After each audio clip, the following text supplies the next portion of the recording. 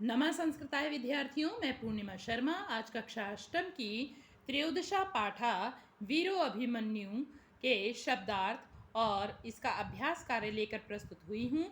इससे पहले की वीडियो में आपको इस पाठ का वाचन और इसका अर्थ बता दिया गया है। अवश्य ही आपने उससे लाभ उठाया होगा। तो प्रारंभ करते हैं इस पाठ के शब्दार्थ। अष्टादश दिनानि यावत 18 अष्टादश मतलब 10 मतलब 10 और अष्ट मतलब 8, तो 8 और 10 कितने हुए 18 दिनों तक पंचदशे दिवसे, पंच मतलब 5 और 10 मतलब 10, तो 5 और 10 कितने हुए 15, तो 15वें दिवसे मतलब दिन। मातुलः मामा, प्रार्थितवान प्रार्थना की, नीतवन्तः ले गए, मत्वा मानकर, अजानात जानते थे, तदानीम उस समय, पितृष्वसु पति पिता की बहन के पति अर्थात फूफा, सम्मिल्य मिलकर, निःशस्त्रम शस्त्र रहित।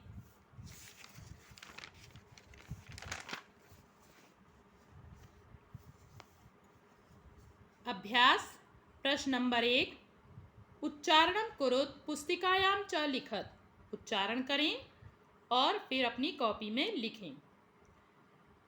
युद्धम भीष्मः दिनद्वयपर्यन्तम, इसको बड़ा है, इसको एक बार फिर से हम आपको उच्चारण करवा देते हैं।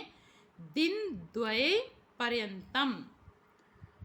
उद्विग्नो अभवत, ये आपको ऐसे तो दिखाई दे रहा है, इसको अ उच्चारण किया जाता है, तो क्या पढ़ेंगे उद्विग्नो अभवत, स्वपितृषु वसुः स्वपितृषु वसुः प्रविश्य। प्रश्न नंबर 2, एक पदेन उत्तरत। कौरव पक्षे कः प्रथमं सेनापति अभवत, कौरव पक्ष में कौन पहले दिन सेनापति हुए, तो एक पद में उत्तर देना है, इसलिए यहाँ पर मैंने इसका सामने आंसर लिख दिया है, पितामह भीष्म, पितामह भीष्म। द्रोणाचार्य कति दिनानि सेनापति आसीत्, द्रोणाचार्य कितने दिन सेनापति थे, 5 दिनानि यानी 5 दिन। एकादशी दिवसे कः सेनापति अभवत, एकादशी दिवसे 11वें दिन, एक मतलब 1 और 10 मतलब 10, तो 1 और 10 कितने हुए 11, 11वें दिन कौन सेनापति हुए, द्रोणाचार्यः। अर्जुनं विहाय चक्रव्यूह भेदन विधिं कः अजानात्, अर्जुन को छोड़कर चक्रव्यूह को भेदन मतलब तोड़ने की विधि कौन जानता था, अभिमन्यु। जो मैंने आपको पाठ का अर्थ जब पढ़ाया था तो उसमें बताया था कि अर्जुन के पुत्र थे अभिमन्यु, जो अल्पायु में ही 7 योद्धाओं के द्वारा युद्ध में निशस्त्र करके उनके शस्त्र भी समाप्त हो गए थे, उस समय उनको मार दिया गया था, तो वो युद्ध भूमि में वीर गति को प्राप्त हो गए थे।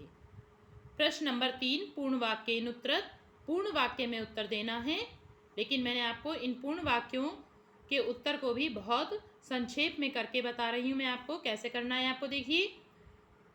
महाभारतस्य युद्धम कति दिनानि यावत प्राचलत, महाभारत का युद्ध कितने दिनों तक चला, तो आप कति के स्थान पर अष्टादश लिख देंगे, तो पूरा उत्तर कैसे बनाएंगे आप, महाभारतस्य युद्धम कति की जगह लिखेंगे अष्टादश, फिर लिखेंगे दिनानि यावत प्राचलत और फिर विराम लगा देंगे।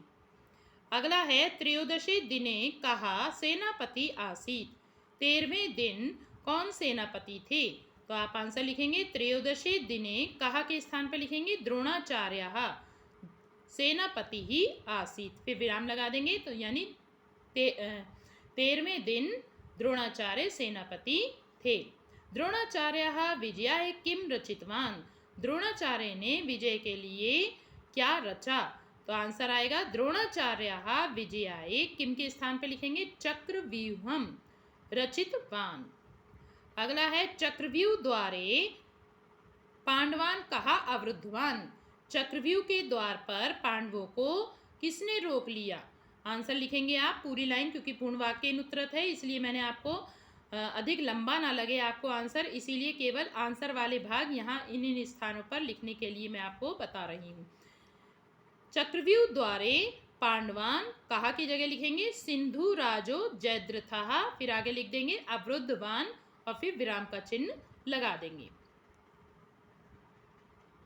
आशा है आपको ये तरीका पसंद आया होगा कि बड़े क्वेश्चन भी आप कैसे छोटे करके याद कर सकते हो, क्योंकि जब आपको परीक्षा देनी होती है तो आपको प्रश्न तो लिख कर आता है, तो उसके इनके स्थान पर केवल आपको ये शब्द याद करने हैं, बाकी आपको पूरा आंसर प्रश्न में से ही देखकर लिखना है।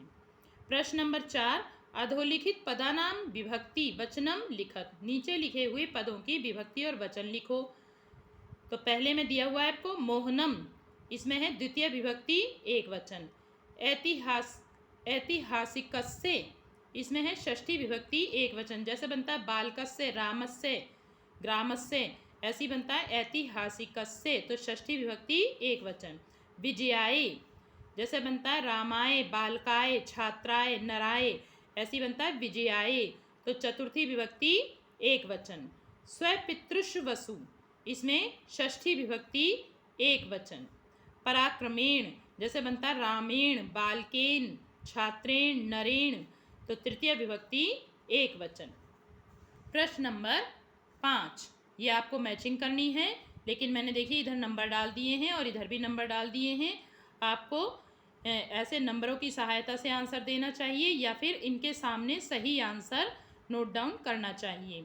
तो पहला है युद्धम, जो आपको लिख के दिया हुआ है, युद्ध का दूसरा नाम क्या है? नीचे लिखे हुए प्रश्न पढ़ देती हूँ मैं यहाँ से। नीचे लिखित पदानि समानार्थकई पदई सह योजयत, नीचे लिखे हुए पदों के समानार्थक पदों के साथ जोड़ें।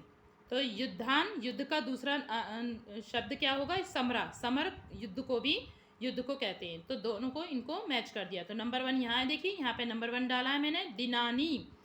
दिनानी यानी दिन का दूसरा नाम क्या है? दिवसाहा, तो देखिए 2 नंबर डाला है यहाँ पे मैंने। सेनापति को चमुपति भी कहते हैं, तो देखिए यहाँ पे चमुपति पे 3 नंबर डाला है। एकाकी मतलब अकेला, और एकला का मतलब भी अकेला होता है, तो देखिए 4 नंबर का मैंने मैच भी किया है और यहाँ पे नंबर भी डाला है, तो 4 नंबर यहाँ डाल देंगे। और फिर हतवान, लास्ट बचा आपका, तो हतवान का मतलब मार दिया, और मारितवान का मतलब भी मार दिया। तो इस तरह से आप राइट आंसर सामने लिखें या फिर नंबर डाल के लिखें। राइट आंसर आप सामने लिखेंगे तो अधिक उपयुक्त रहेगा। अब अगला प्रश्न है आपका प्रश्न नंबर 6, अधोलिखित वाक्यानि संशोधित, नीचे लिखे हुए वाक्य गलत लिखे हुए हैं। जो शब्द गलत लिखे हुए हैं उनको देखिए, आप देख रहे हो कि इन्हें अंडरलाइन किया हुआ है, ठीक है, नीचे इनमें क्या है? लाइन खींची हुई है, तो यानी इन्हीं स्थान पर आपको इसमें संशोधन करना है। तो द्रोणाचार्य सेनापति थे, तो आसन बहुवचन का है, जबकि द्रोणाचार्य एक है, तो यहाँ पे क्या लिख देंगे? आसन की जगह आसीत, यह आंसर आ जाएगा इसका। केवल इसी के स्थान पे आपको परिवर्तन करना है। फिर अगला है सहा 5 दिनम सेनापति आसीत, वह 5 दिन तक सेनापति थे। तो पंच दिनम यानी कि 5 संख्या में बहुवचन है, तो यहाँ पे ये एक वचन नहीं लगेगा दिनम, यहाँ पे क्या लगेगा? 5 दिनानी, 5 दिनों तक, बहुवचन का प्रयोग करेंगे दिनानी।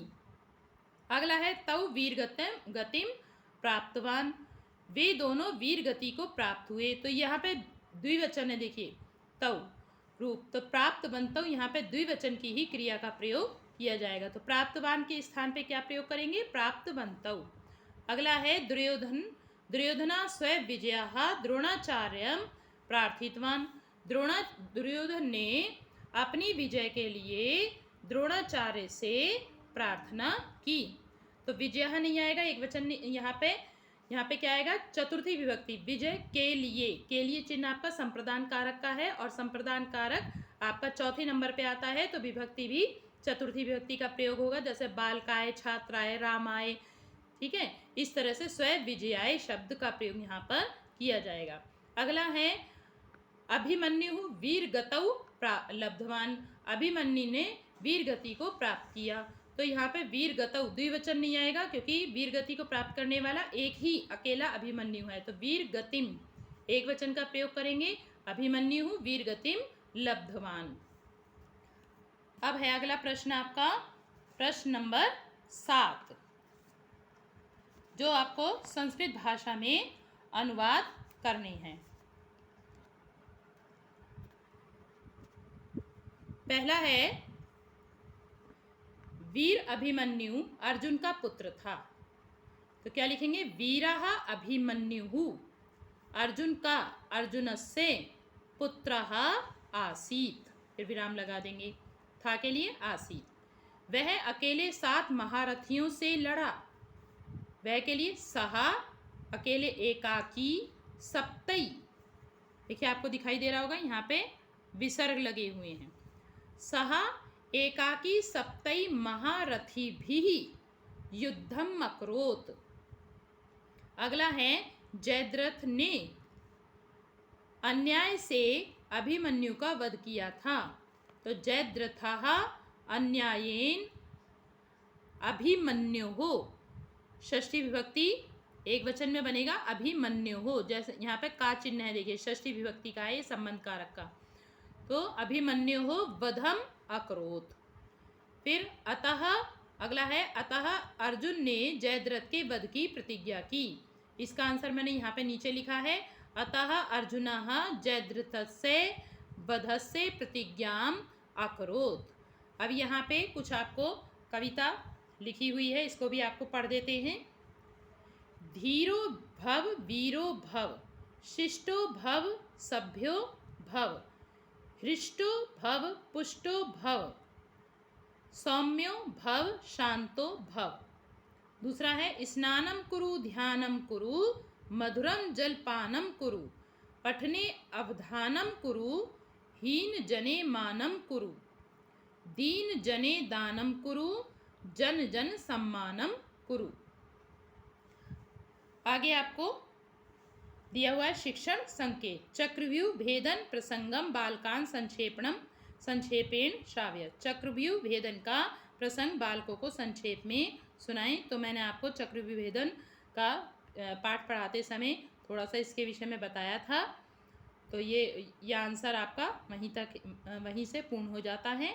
आज के लिए इतना ही। अगली पाठ की शब्दार्थ, उसके अर्थ के साथ हम अगली वीडियो में मिलेंगे। आज के लिए इतना ही। धन्यवाद।